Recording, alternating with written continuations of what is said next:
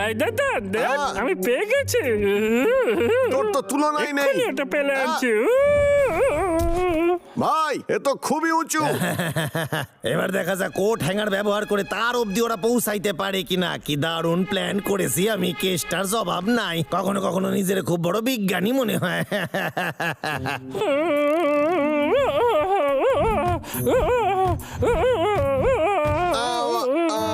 এই দাদা একটু সাহায্য করলে আমাকে। আচ্ছা আমি ট্রাই করছি।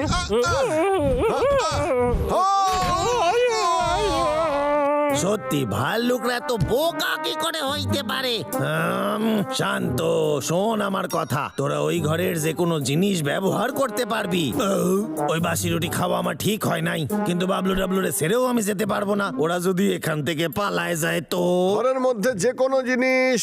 ভাই ঠিক আছে, আমরা কি ব্যবহার